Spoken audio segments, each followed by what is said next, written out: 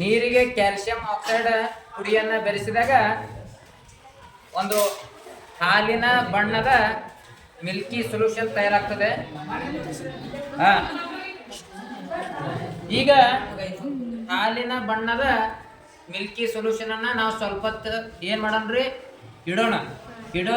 ಇಟ್ಟಾದ್ಮೇಲೆ ಅದು ಏನಾಗ್ತದ್ರಿ, ಕ್ಲಿಯರ್ ಆಗ್ತದ. ಅದು ನೀರಿನ ಬಣ್ಣ ಟ್ರಾನ್ಸ್ಪರೆಂಟ್ ಕಲರ್ ಆಗ್ಬಿಡ್ತದೆ. ಅದನ್ನ ಮೇಲ್ಗಡೆ ಲೇಯರು ಟ್ರಾನ್ಸ್ಪರೆಂಟ್ ಆಗ್ತದೆ. ಇಲ್ಲಿ ನೋಡ್ರಿ, ನಿಧಾನವಾಗಿ ಆಗ್ತಾ ಇದೆ, ಹೌದಾ?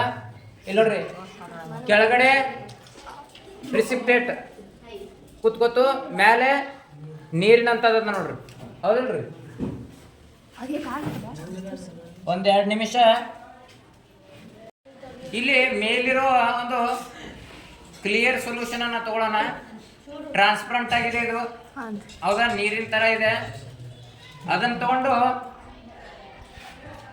ಇನ್ನೊಂದು ಟೆಸ್ಟ್ ಟ್ಯೂಬ್ಗೆ ಹಾಕೊಂಡು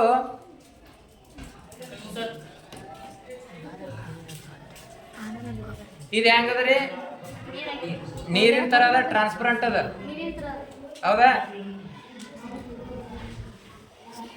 ಇದಕ್ಕೆ ನಾವು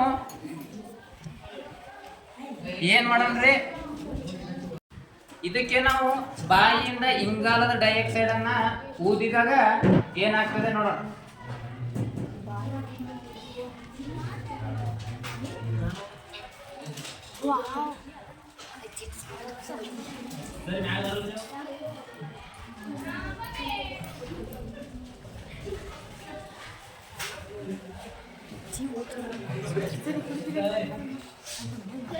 ಈಗ ಹೆಂಗೈತ್ರಿ, ಆಗಲೇ ಟ್ರಾನ್ಸ್ಪರೆಂಟ್ ಇತ್ತು, ಈಗ ಹೆಂಗೈತ್ರಿ, ಹಾಲಿನ ಬಣ್ಣ ಬಂತಿಲ್ರಿ.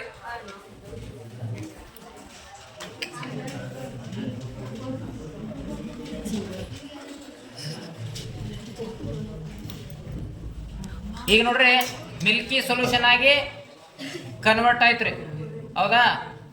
ಕ್ಲಿಯರ್ ಸೊಲ್ಯೂಷನ್ ಇರೋದು, ನೀರಿನ ಬಣ್ಣ ಇರೋದು ಯಾವ ಬಣ್ಣಕ್ಕೆ ತಿರುಗ್ತ್ರಿ, ಹಾಲಿನ ಬಣ್ಣಕ್ಕೆ ತಿರುಗ್ತ್ರಿ.